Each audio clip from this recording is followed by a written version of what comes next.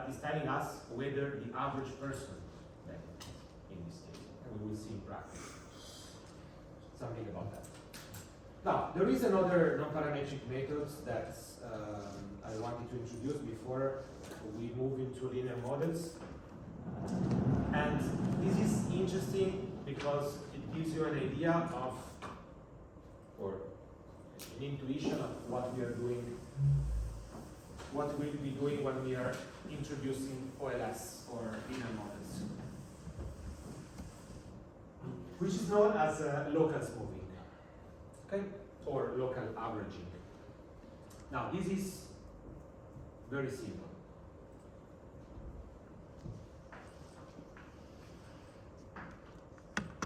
And it's even simple if we look at graphically. So it is generally possible to use this, or people use this when I have two variables. Because if I have many dimensions, it's more complicated to provide this graphical depiction. Let's assume we have two variables, y and x. Now, your data is going to look like this.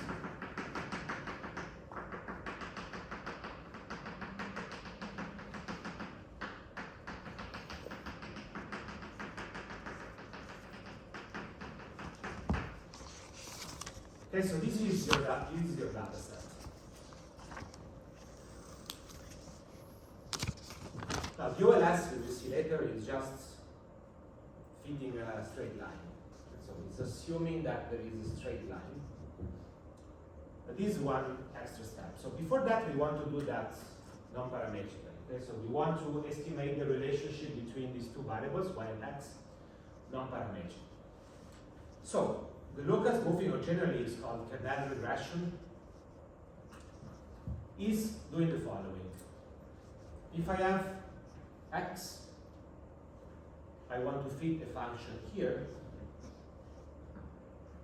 So the easiest way to do is to say, let's build the function y as function of x by moving to different points.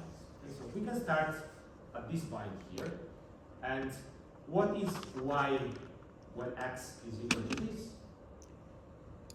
It's an average. The easiest way is to take an average of points around this. Right? So let's say that I have again bandwidth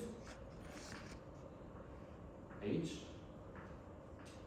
or sometimes it's called 2h, because h is just half of the difference. And I take the average of these points. See, I have these points here. Now, you see that these points are moving around here. The average is somewhere around here.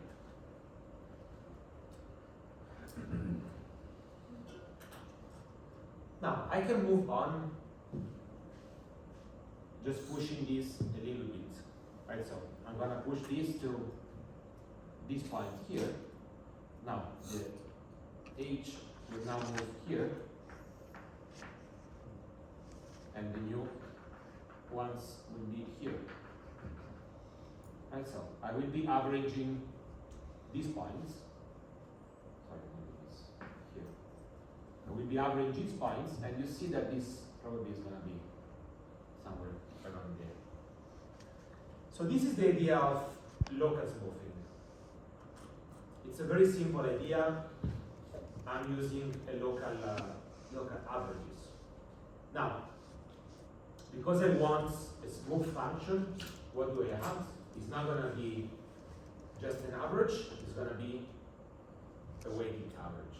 What does it mean? It means that if I am estimating here, but my point is this one, then points around here will have a certain weights. Points that are closer to the end of the bandwidth will have different weights. Now, if I assume a kernel function, okay, so weights gonna look like, let's say, a Panechnikov. It's gonna look like this. Okay, so points which are around here, very close to here, maximum weight, points at the border of H of the bandwidth, very close to 0, points outside 0, okay? No weight. So notice that because this point here will be estimated with points here, but also this point here will also be estimated with the same point, but adding other points on the other side, then this is going to become smooth. Now if I repeat this for every point in X, so instead of shifting by that much, you shift by less, but software can repeat that many times, then you're going to come up with something that's going to look like this.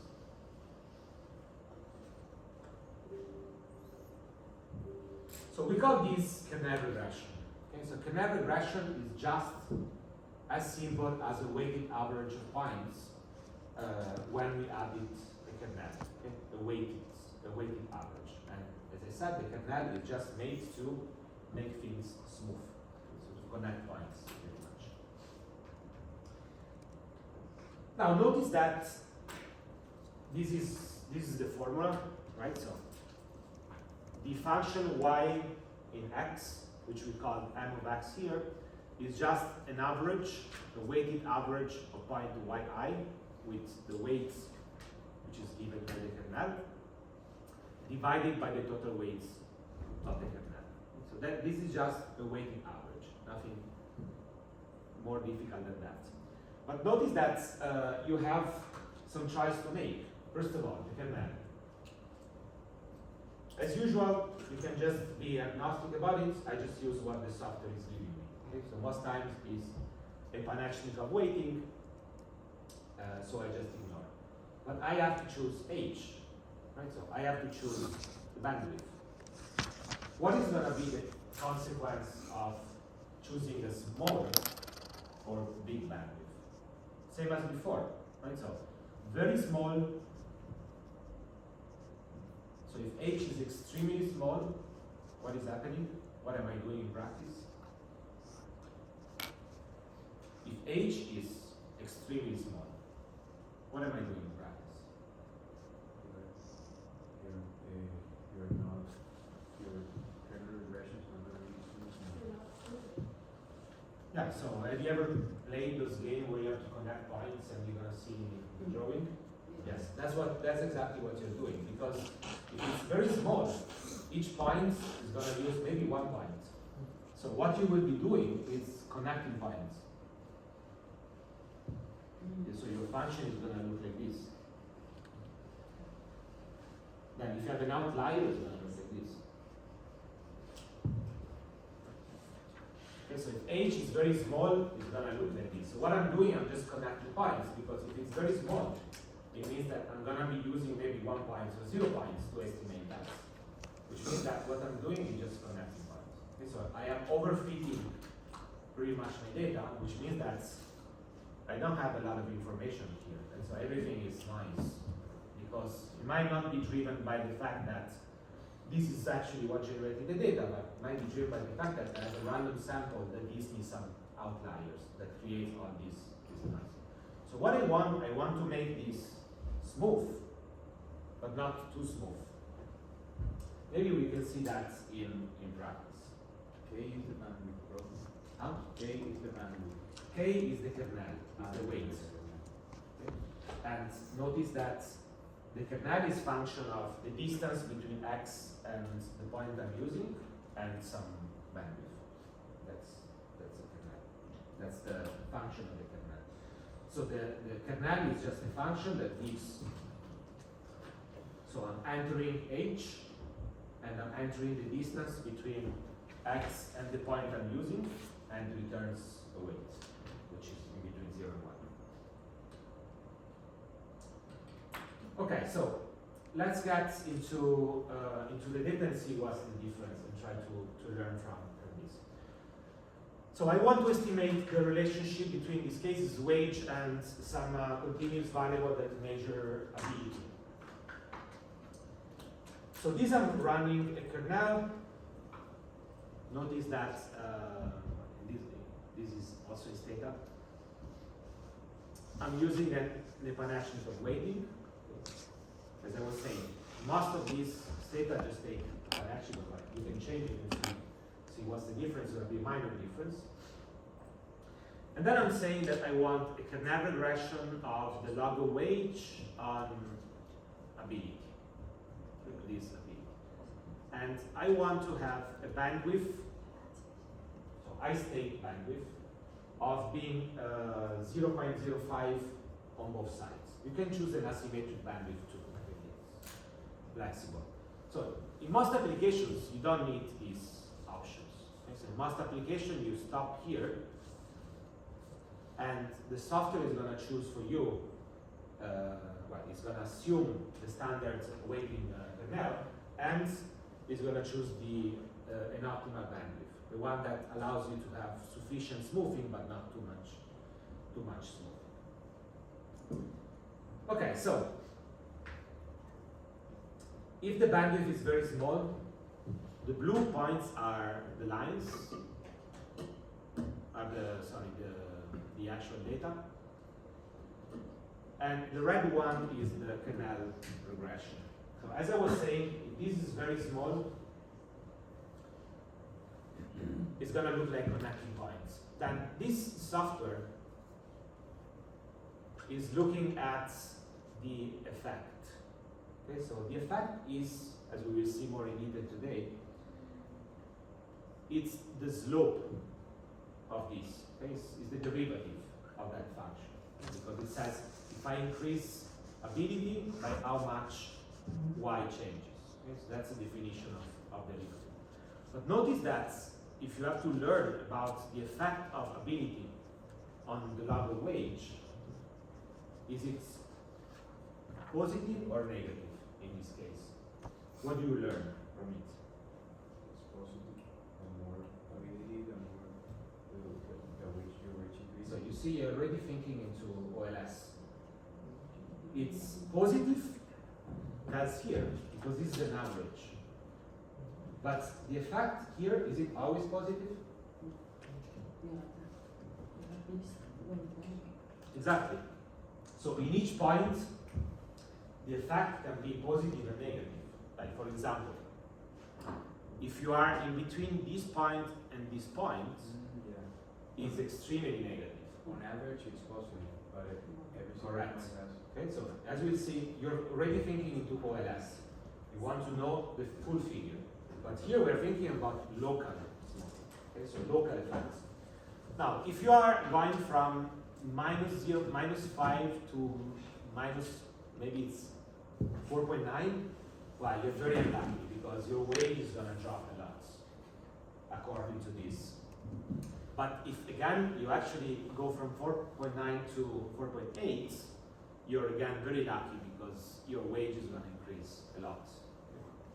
So that means that these derivatives, the effects of ability on wage, it's going to be very different in every single point of that distribution. Which means that there is too much noise. I don't learn much by looking at this. Especially outliers like this one is going to tell us that this is just connecting points. So this is telling us that maybe there is too much local. So the bandwidth is too small. I need to smooth this a bit more. So if I put 0.2, notice that on average, okay, so as I was saying, this software is telling you the average derivative of those lines. Okay? It means that I'm taking the positive slope here, negative here, positive, negative, and averaging everything. I got 0.996. So here I got 0.11 when I increase the bandwidth to 0.2. This is what we got in with bandwidth 0.2. You see that this is behaving now relatively well when I have a lot of points. If I have a lot of points here, this is giving me a relatively positive slope. There's not much jumps, it's relatively flat.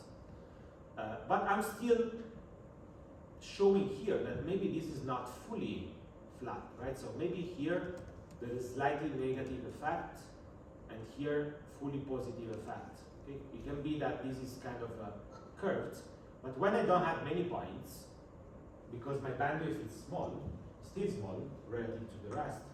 When I don't have many points, it means that even if I use a larger bandwidth, I still have not many points, which means that in this case there's going to be a lot of local variation. Perfect. That values of choice of bandwidth is the K, which is the formula, or is the It's the H. H is the bandwidth, yes. It's how many points I use. So it's this H here. So to estimate these points, I use up to here, or in standard deviation, so it's measured in what? in this case, it's measured in the scale of x. So x Okay. goes to minus 5. It says I'm using 0.2. It's gonna be that if I'm at 0, I use plus 0.2 minus 0.2 as the bandwidth. Okay, so let's try to increase a bit more. So if I put 0.5, now notice that it's not going to change a lot, because this is again an average across all derivatives. But this starts looking like this. Okay, so smooth. It's not fully smooth. It's still telling us that maybe here the slope it's steeper as compared to the slope here. But again, at the extremes, because this is a local smoothing. Okay, so at the extremes, if I don't have many values, then this is more flexible. It's going to follow more points noise than the function. If I put 2, okay, so 2, notice that takes, to estimate 0 here, it takes pretty much half of the points here and half of the points here. So I'm going to use from here to here all of these points to estimate here. And now if I move a little bit, I'm going to use pretty much all of these points too. So if I put that 2, what's happening? Fully smooth. It's become a straight line. Why is that? So does this resemble to what I would have estimated with this?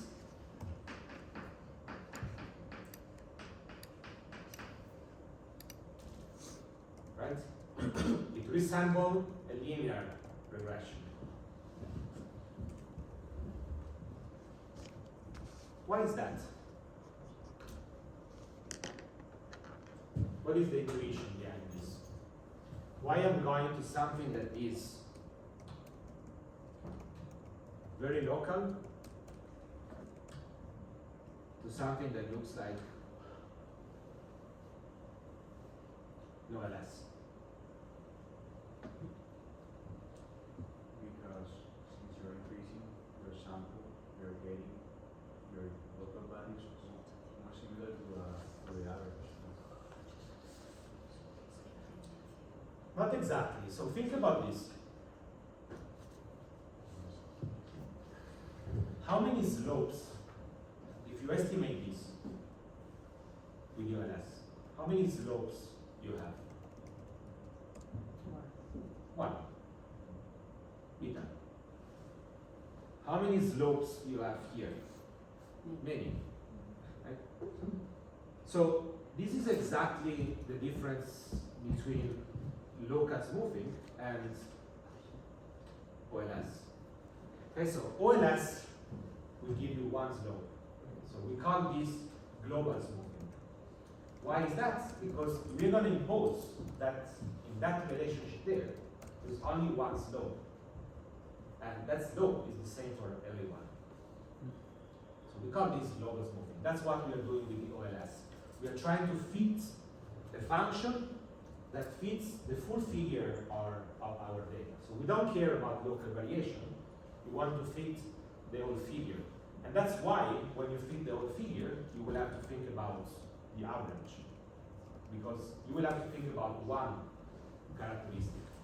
As you will see today, these are some advantages, but it doesn't really allow us to have a lot of information in the case in which this doesn't have one slope. And so if you assume that our real data is performed by this, so maybe for these people the slope is steeper as compared to the other one, Well, if we make a very large bandwidth, so if we include all data in our estimation, which is what the OLS is doing, then we are converging to a case in which we're going to have just one slope. Okay? And that slope will describe all the data. So the OLS in general is going to have a large bandwidth?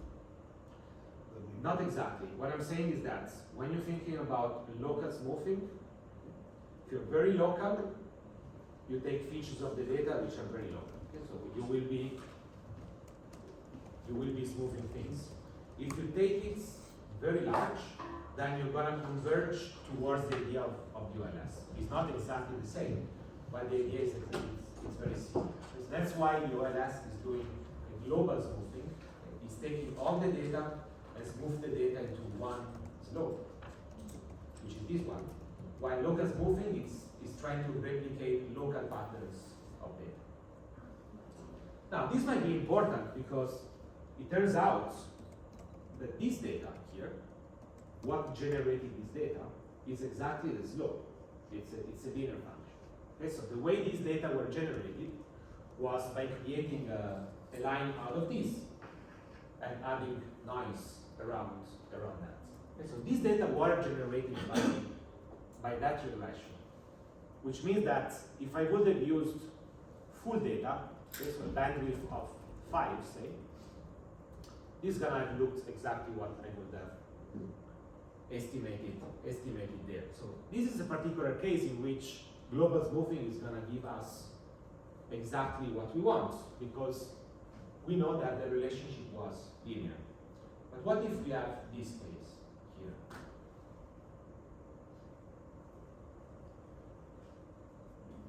here? Is this model good for those data? No, right? Because what is this data saying? Here I have a steep slope, positive slope. Here I have a negative slope. Here I have a very steep positive slope, and here I have flat. So the OLS will, so let's see what the kernel regression is giving us, to give an idea. So if I am too local, I am connecting points. So you see that slopes are very complicated. Positive, negative, positive, negative, positive, negative. So I'm just connecting points. It's not much to learn about. If I increase a bit, then I start getting more smoothing, but I still get the local features of my function. Right? So exactly what I wanted. Positive slope, negative slope, positive slope, flat. If I replicate the kernel function with a very large slope, what I'm going to get? A linear regression. Right? Because I'm forcing my data to have only one slope. So this is the idea behind linear models. Okay? So when I have a pattern of data, what I want to do is to come up with a global smoothing of data that is not going to fit local features of data. So if I'm interested into local features of data, then the most simplest OLS model is not going to be useful. Okay, so this is an interesting result that is showing you how OLS, unless I make functional forms assumption, OLS and local smoothing are related in the way we choose the bandwidth. Okay, so OLS doesn't have any bandwidth. It just uses all the data. Is it all clear to here? Okay, so we can now move into a revision of the linear models.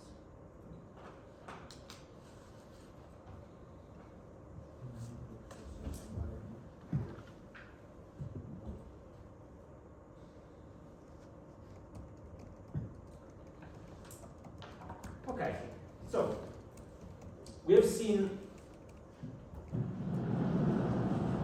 an introduction to non-parametric methods. So let's move on to parametric. The simplest parametric method is the ordinary squares, or we're gonna call it we're gonna call it linear model because that's how it is called in a more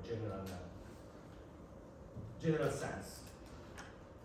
So the most important assumption we are making here is that we do not care about distributions. Okay? So what we care is about average. Okay? And the core assumption we're making is that we want to model the conditional mean of our outcome value. Okay? So what does it mean by conditional mean? It means that we want to model a function that is telling us if I know all x's, if I know all your characteristics, all I need to do is to plug parameters I have estimated, and I'm going to tell you what is your expected value for your outcome. Okay, so if outcome y is wage, okay, I'm telling you you are 30 years old, you were born in region 3, you have level of education 8, and so on. I'm going to tell you your wage on average is expected to be equal to certain value. Okay, so we will be focusing only on this. As we said last time, remember when we draw the distributions, going from one set of axes, okay, in the case we presented, we just went one x, but if we go to a set of axes to another, the full distribution of wage can change. Might become more dispersed, might shift to the right, to the left, might become more symmetric, okay, or less symmetric, and so on. So I don't care about that, I only care about the average. Now it is possible, and remember that if we want to show it again, I said this is the distribution of y, x equal 1, so x equals 0, and let's assume that this is the distribution for x equal 1. Notice that these two distributions, they look exactly the same, apart from the fact that in x equal 1, you have a few outliers.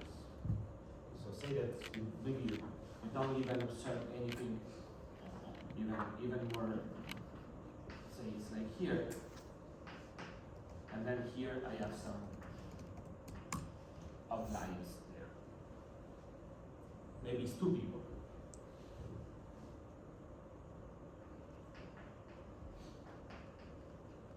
Which are extremely rich. Okay? So what's the problem in this case? Is that the OLS, because it's focusing on averages, it will be very sensitive to outliers. That's why when people talk about OLS, it says, oh, have you tried removing outliers? Or have you checked if there are outliers?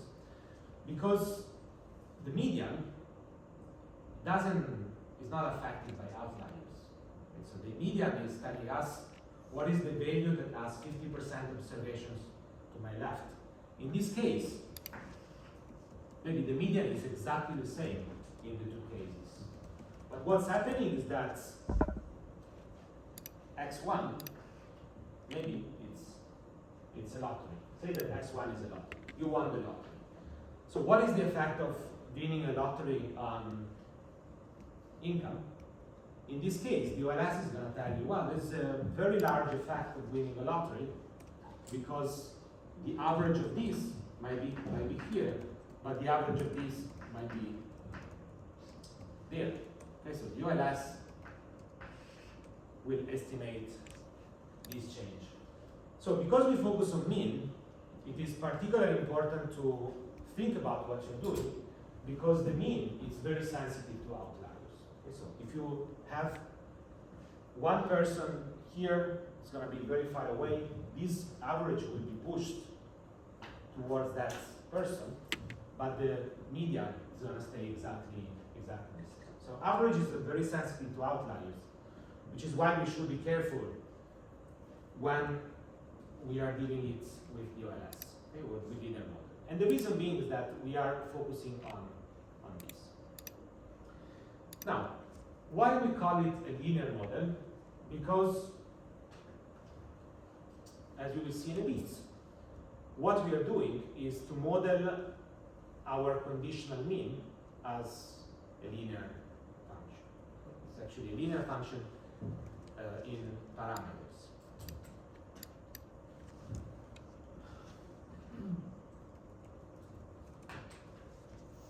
Okay, so notice that x beta, as we will see also another time, x beta can also be called a linear index. Why would you call it x beta linear index? Okay, so what I'm doing is having a constant, okay, beta 1 by x1, etc., etc. So here I'm writing it in matrix formula, right? So where x will contain all x's and beta will contain all betas.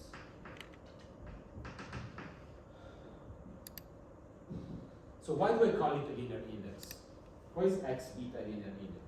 So notice that x beta here is taking axis. So let's say that it's taking all these values for one individual, is multiplying by betas, and is getting back what? Linear relationship. Yeah, but which gives us one number. That's why it's called a linear index. Linear index because as an index is doing, I take a lot of data, right? So let's say dot index. I take a lot of data and I compress it into one number. Okay, so that's an index. That's what the OLS is doing. Okay, so I am assuming that I have many characteristics, many axes. I estimate betas, and those betas are used to compress all that information into one number. And that one number is the conditional mean. Okay, so what is the average of y conditional that you have certain characteristics? That's what the OLS, the linear model, is doing. So we are modeling this average as a linear function, and then we add the error term. Okay, so to go from the average to what I observe, I just add noise, okay, so which is an error term, or unobserved heterogeneity, which means that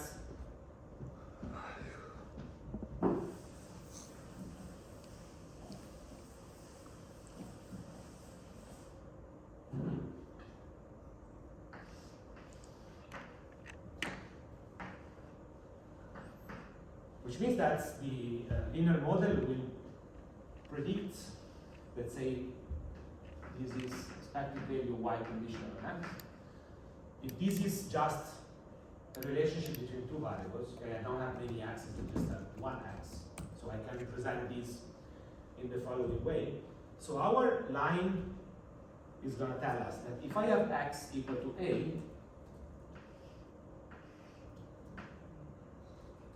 this is what should be my expected outcome. Okay? So that's what will be the expected value of the of y. Then, for people that have a, some people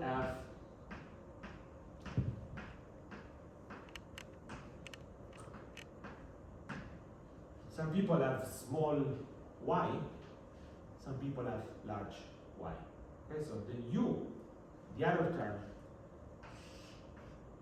is introduced to guarantee that even though I have an expected average y, I still have people that are lucky, let's say it can be just luck, right? So they have higher y, and some people that have bad luck, they have lower y. Okay, so we introduce that by introduce an error term. So that's the core idea of the linear model.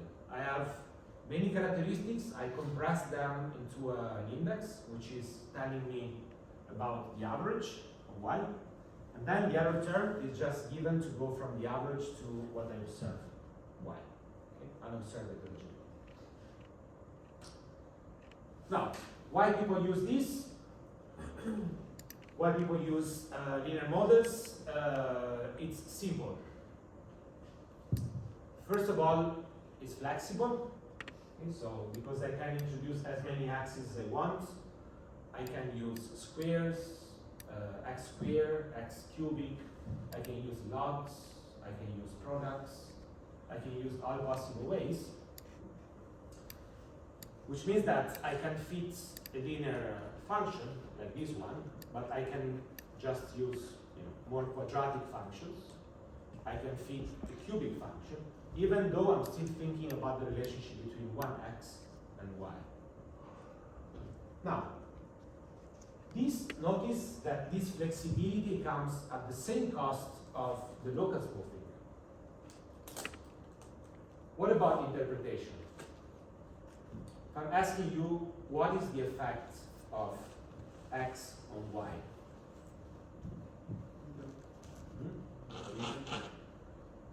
The beta in the blue line. So the blue line is telling me the effect of x and y is beta, one number. But if I increase flexibility, what is your answer for the red line? For the quadratic, there will be two numbers. Cubic. What is the effect of x on y?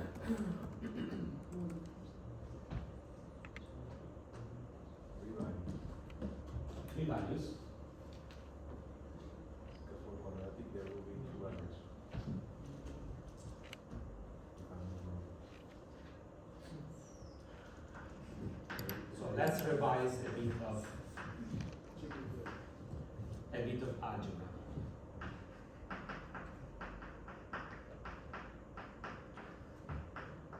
Oh, right, so you have two coefficients. You have it's like two slopes, right? Beta and So, gamma. what's that? When you talk, we will see that in a minute. When you're thinking about effects, we want to know about derivatives. And so we want to know how does x affect y. Okay, so if I'm asking you in this, what is the effect of x on y? So what I want is the derivative of y with respect to x. Okay? So in this case, yes, there's one thing. Beta. But in the other case, it's not two numbers, right? Because here, the derivative is beta plus gamma x. gamma x. Okay, so if I'm asking you what is the effect in the quadratic fit, the black line, so it's not two numbers, but it's a function. Okay, so the effect depends on x. And the reason being that obviously, if you're thinking about slopes, you always have to think about slopes throughout this course, right? So you have to think about effects, so you have to think about slopes. The linear fit has only one slope. That's why it's very easy to interpret. So if I'm asking you what is the effect of, well, it's beta. That's what papers will publish on their tables, right? So it's one number generally, which is telling you the effect of x on y, it's beta. Now, in the linear case, you will have to be careful because beta will be the effect of y conditional on x, right? So this will not be, this is the effect of this in your x, right? It's not the effect of x on y, but it's the effect of x on the conditional mean of y, okay? On the average of y.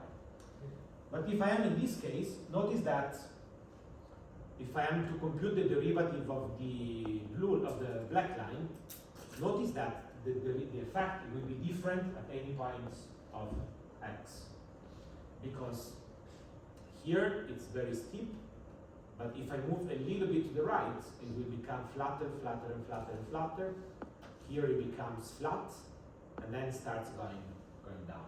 Okay, so flexibility comes at the cost of interpretability. Right? And by interpretability is exactly what we were saying. Simple, not very flexible, but easy to interpret. One number summarizes my effect. More flexible, harder to interpret. Why? Because I have to say something about this. Now, if I want to make this into one number, what do we have to do? I have to say something about this. Okay? So sometimes you might choose the average x, and then I am again into one number. But I need to say something about x. We will see different ways of dealing with that. But always keep in mind that if we're going to the very simple linear model, which is this one, that's the simplest linear model, straightforward, easy to interpret, right? Only one coefficient, but I am forcing to have one coefficient, one slope. It's the same thing of we had before. If I go from local to global. Okay, so local, I got more information about local pattern. Global, I'm just gonna come up with one number that gives me all the information. Here is the same. I'm gonna pick up local pattern of data, but it's very hard to explain what is the effect. Okay? It's becoming harder. So this idea here is gonna be exactly behind the movement that we will see from linear to non-linear models. Okay, so linear models, less flexible, easy to interpret. Non-linear models, more flexible, but we will always incur in this issue here. Okay, so more difficult to interpret. Okay, so let's introduce, we already did a bit, but let's make it formal. So throughout microeconometrics, our primary objective is to think about derivatives. Okay, so we call derivatives partial effects. That's how they're called. And notice that in the OLS is not a general derivative, but it's derivative of the conditional mean. Okay, so sometimes we call it these partial effects as average partial effects. Why? Because intuitively, each individual has a slope. So if you think about this model here, what we are trying to do is to come up with this relationship in a sample. But if you think in an abstract way, each individual has its own slope. Okay? So let's say if you are taking one extra year of education, maybe you're gonna get more wage, as compared to somebody else who takes the same extra year of education, but might not get exactly the same way. Again, it's easy to think about this in the medical world, right? So how do you react to a drug? So each individual reacts in different ways. Some people benefits more, some people benefits less. But what we care is how the average person is going to benefit from it. Okay, so everyone has a different slope. Now, what we're interested in is the average of those slopes. In the OLS, as we just said, it's very simple because if I have this simple relationship, then beta is my derivative. Okay, so that's why when you write linear regression of y and x on the software, and you get printed the betas, you can easily say, well, that beta is the effect of x on y. But you should be careful, because if you introduce flexibility, then that flexibility comes at the cost of interpretation. Okay, so look at these two regressions. Okay, so I have an outcome variable, beta 0, beta 1, beta 2. So I have dummy variable called match, income as a parameter. The second regression, I'm going to have match, income, and the third variable that is the product of the two. So obviously, the first one is less flexible than the second. Why is that? Why is less flexible? So what I'm assuming in two that is different from one? That there's a relationship between the two variables you're including. In the second one, you're assuming what relationship? The relationship between Always think about match, this. match and Always think income. about this. What assumption we are making in 2? Oh, match depends on income rate. That the effect of match depends on income. Okay, so that's what we are assuming there because that's our lesson. That this effect will depends, the effect of match will depends on income. So this is flexible because we allow the effect of match depends on income, but it's harder on interpretation because if I run on my software, okay, just regress, match an income and contribution, I'm gonna get beta 0, beta 1, beta 2. Then I do the same on the second regression. But notice that in the first regression and the second regression, beta 1 doesn't have the same interpretation. Okay? So beta 1 in the first regression is the effect of match on the average of contribution, on contributes. What is beta 1 in the second one? Is the effect of match, but under what assumption? So always think about. You were taking away the effect of The combined effect of match and income. Okay? So what assumption am I making in practice? I'm making a very specific assumption. Income equal to 0? Exactly. You have to, when you deal with your lesson, you have to deal with derivatives all the time. So these are all linear. So doing these derivatives should be fast. Right? So here is contributes on match.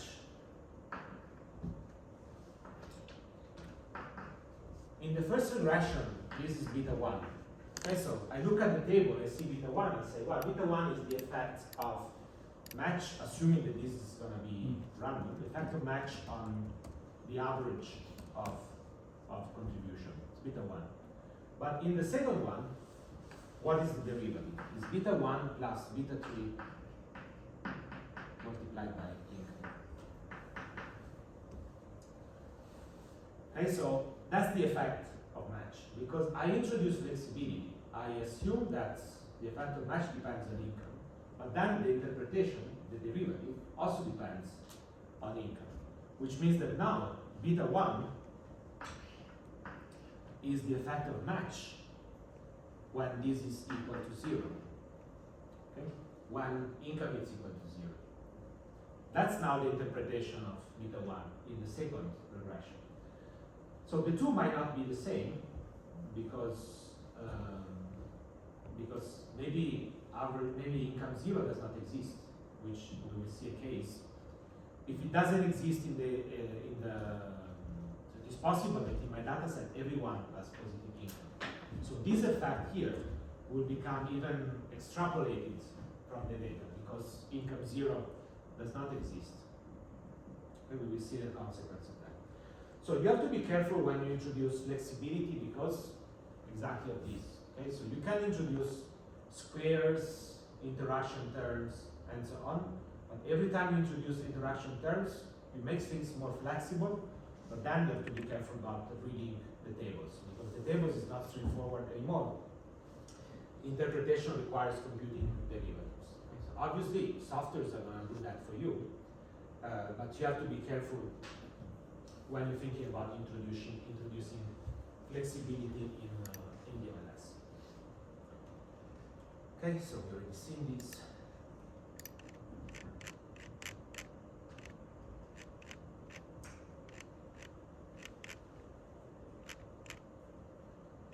Okay, so let's introduce quickly the setup of the OLS, then we can take a small break. So the OLS setting is exactly drawing from what we just discussed. Okay, so it's a linear model.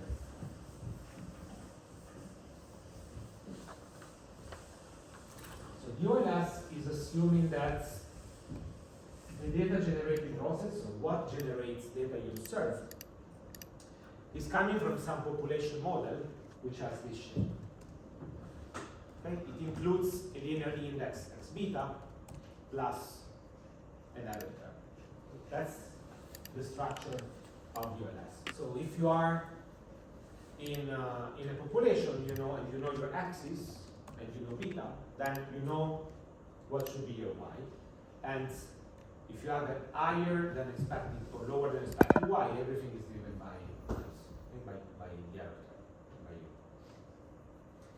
Then what I'm doing, I'm going into a random sample. And obviously, I cannot observe the whole population. I work with a random sample. And as we did yesterday, we want to know, can we identify beta? Remember that identification, what is telling us? If I have a statistical model, I can recover all the parameters if I have infinite number of observations. So that means that identification deals with this equation. It doesn't matter if I have 1, 2, 100, 500 observations. So I need to be able to recover my parameter if I have an infinite number of observations. So we know, because we have already seen yesterday, that this model, the one that assumes linearity, is not identifiable. It's not identifiable per se. And the reason being that I have too many unknowns with respect to the number of beta. Okay, so U is not observed. That's the big problem. So this has the advantage of being able to replicate data in our model. Okay, so we know that at each point I'm going to have an average, and then heterogeneity around that average is just noise. Okay, it's coming from U. But because I assume I do not observe U, so then I cannot identify these. This gives rise to a lot of models. Okay, so the linear models, the one that are based on linearity, which is going to be OLS, IV, all the panel data models, they will all deal with exactly the same problem. Okay, so starting from this that cannot be identified and trying to get rid of the error term. That's what we are doing. Okay. So let's see in practice what we have to do in matrix algebra to identify this. Let's write it here because it's always going to be exactly the same steps. So we start with one trick, which is actually in 2 steps. So we multiply everything by x. Step 1, x prime y equal to x prime x plus x prime u. So we multiply everything by x, and we take the expected values.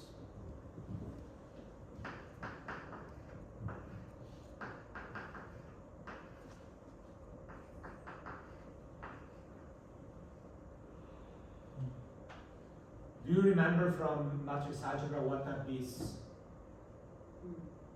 What are these? What is the expected value of x prime x? So where x is x1, xk minus 1. What is it? 1, no, IK, the identical matrix. Not really. Yeah. What is x prime x? So just intuitively, this is picking up the relationship of x with x.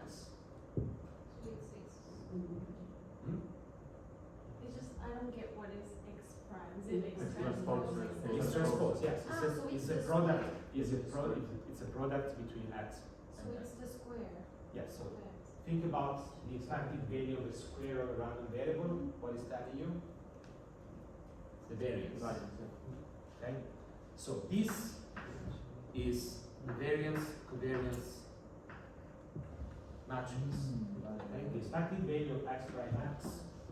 It's something that is relatively simple to compute if I know x, because it's a matrix that is going to contain on the main diagonal all the variances. Okay, so it's going to be the variance of the constant, so it's going to be 0. the variance of x1, etc. And outside will contain the covariances. So will be the covariance between the constant and x1, constant x2, the x1 and x2, etc. So this matrix here has a very important feature because it contains a lot of useful information. It's telling me how each x is varying. So is x very compressed, very dispersed, and how does x's move together? Okay, so how each x is correlated with each other. Okay, so is when x1 goes up, is x2 goes down or going up? Now, if you know this, then you know this, right? Because if this is picking up the relationship between x and x, then the expected value between x and y, this is a matrix, this is a vector, is containing the covariances between y and the constant, y and x1, and so on. So these two matrices are very important because this is telling us how x's and y are moving together. So when x1 goes up, what's happening to y? When x2 goes up, what's happening to y? This one is telling how much variation we have in our data.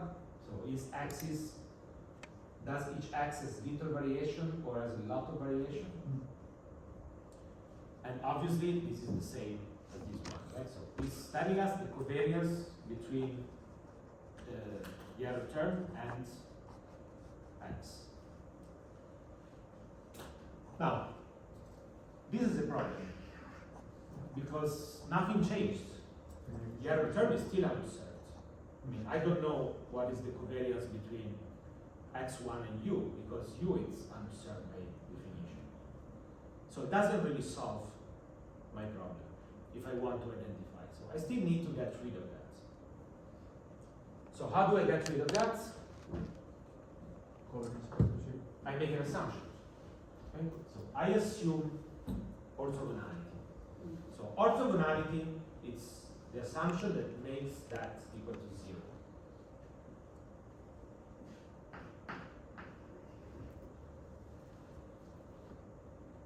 So, main second assumption of the OLS is the orthogonality assumption. The assumption says that the expected value of x prime u is equal to 0. That is not one assumption, that is many assumptions. And the reason being that this matrix here contains the covariance between the constant, sorry, between u and the constant, the covariance between u and x1, covariance between u and x2, and so on. So the orthogonality assumption includes an assumption for each parameter I want to estimate. Okay, where this one it says that the expected value of u is equal to 0.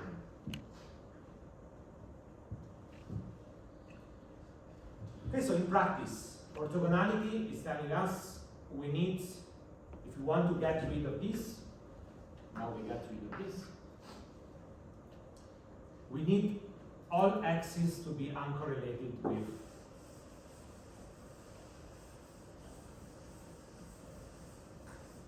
u. Okay, so that's the assumption of the orthogonality. If that is true, we can get rid of this.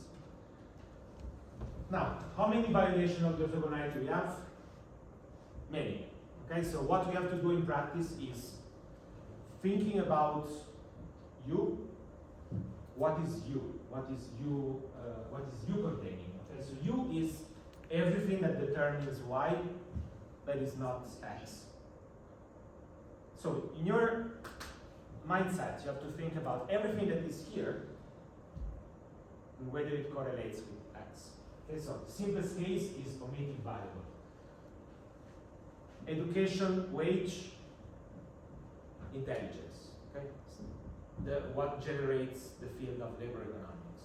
So estimating returns to schooling when you cannot because education is related to intelligence, which is not, or ability, which is not observed. So if you have omitted variable bias, but we will see why it's bias, but we call it omitted variable, it means that x will be correlated with u. This, at least one of these is going to fail. We can have measurement error, which is correlated with x. So if this is measured with error and error related with x, then x will be correlated with u. Or we can have simultaneity. Simultaneity means that x determines y and y determines x. If that is the case, it means that because u is always part of y, it means that x and u will always be correlated. Okay, so in practice, that's pretty much what you have to do. Okay, so to think about what is in u and try to understand whether there is something that correlates with x. There is a second approach that is even simpler, is to ask yourself, is x random? Why we want to do that? Because if x is random, it's not going to be correlated with u, because it's given by randomness.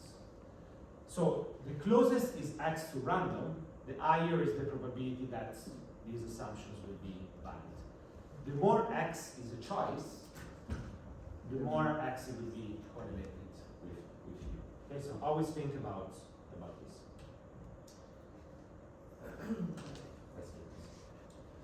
So let's take a quick break and then we continue on identification. We will be left with this problem here and these equations here. So after the break, we're going to see when this is possible to identify this. Let's take a 15 minutes break.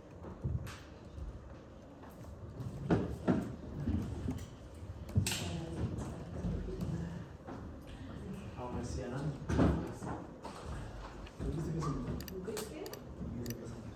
No. Estaba así, ¿no? Estaba así, pues sí. Sí. Ahí va a quitar.